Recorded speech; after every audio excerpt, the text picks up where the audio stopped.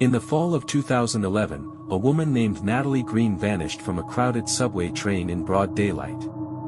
And to this day, no one, not the police, not the passengers, not even the security footage, can explain how. Natalie was 27. She lived in Jersey City, worked as a copy editor in Manhattan, and took the same exact commute every morning, the PATH train from Grove Street to 33rd. She always boarded around 8:45 a.m., got off around 9:10, grabbed a small coffee from the bodega near 6th Avenue, and was at her desk by 9:30. Every single day. She was known for being punctual, quiet, and predictable. One coworker once joked that Natalie's schedule was so precise you could set a watch to it. But on Tuesday, October 18, 2011, everything changed. That morning started off completely normal. Surveillance cameras caught Natalie walking into Grove Street Station at 8:42 a.m. She was wearing a gray pea coat, dark jeans, carrying her brown leather satchel, the same one she always brought. She tapped her MetroCard, walked down to the platform, and waited.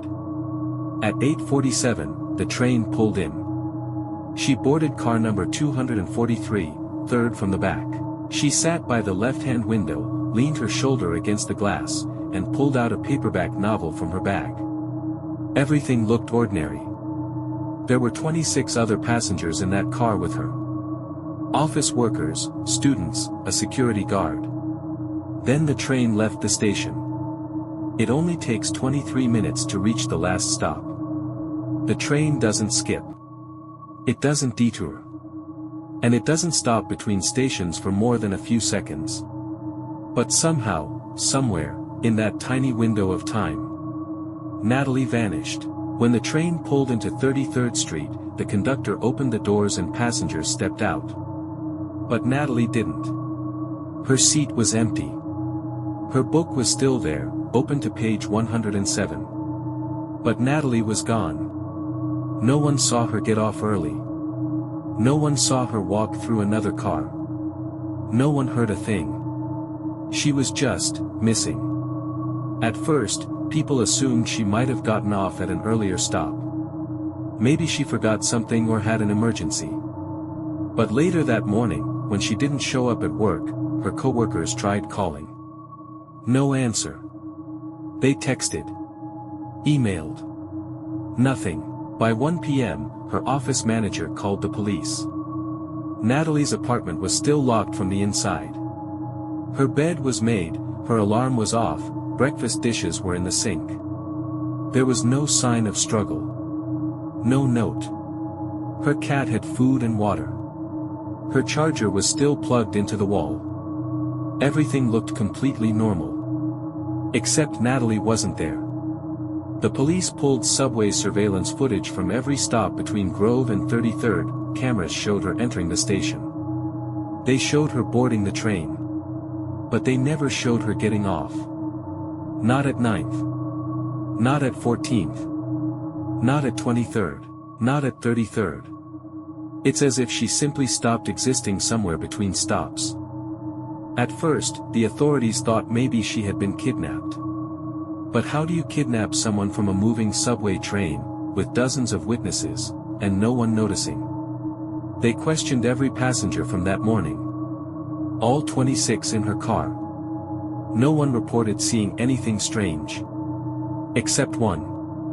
A woman named Clarissa Miles, who was sitting 2 rows in front of Natalie, said she had this weird feeling during the ride.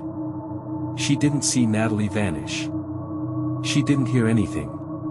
But she claimed that, just before the train pulled into 14th Street, she felt a sudden temperature drop, like walking into a freezer. It only lasted a few seconds. Then it was gone. She didn't mention it at the time.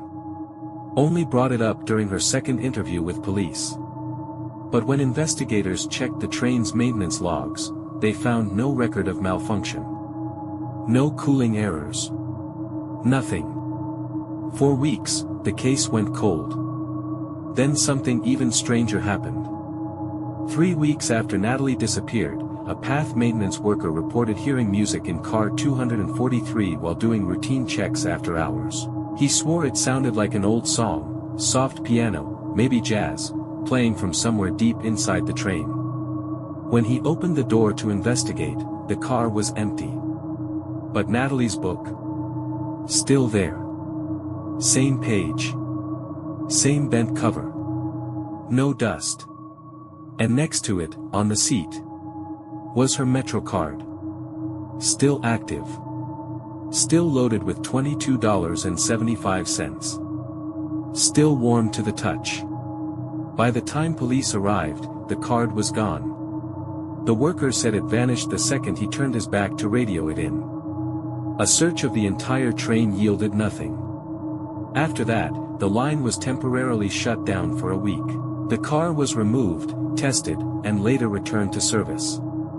Nothing was found. And Natalie Greene was officially declared missing in December 2012. Her case remains open but inactive. But then, a new lead. In 2019, nearly 8 years later, a Reddit user posted a thread on the r/Unresolved Mysteries forum. They claimed their uncle had been on the same train car that morning.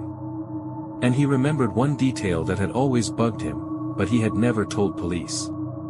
He said that about halfway through the ride, he noticed that the advertisements inside the train car were wrong. Instead of 2011 posters for iPhones and Broadway shows, he swore they looked like they were from the 1980s.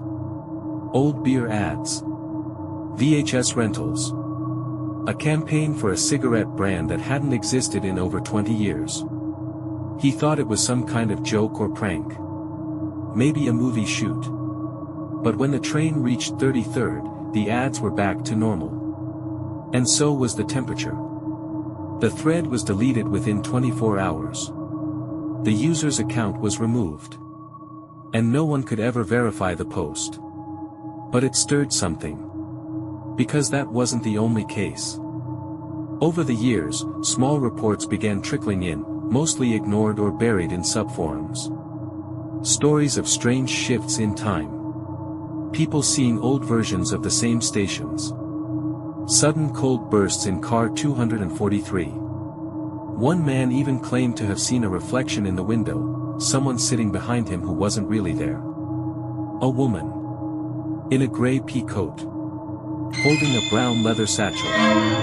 Looking out the window. As if she was still on her way to work. To this day, no one knows what happened to Natalie Greene. Some believe she was abducted by someone with access to the train. Others think she suffered a sudden medical episode and wandered off without being noticed. But there are those who believe something else entirely.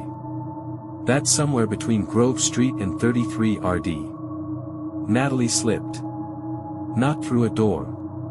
Not through a crack in the system. But through time. Or something like it. And sometimes, when the lights flicker in car 243, and the temperature drops just a little too fast, you might want to check your reflection in the glass. Because she might still be sitting there. Waiting. Reading.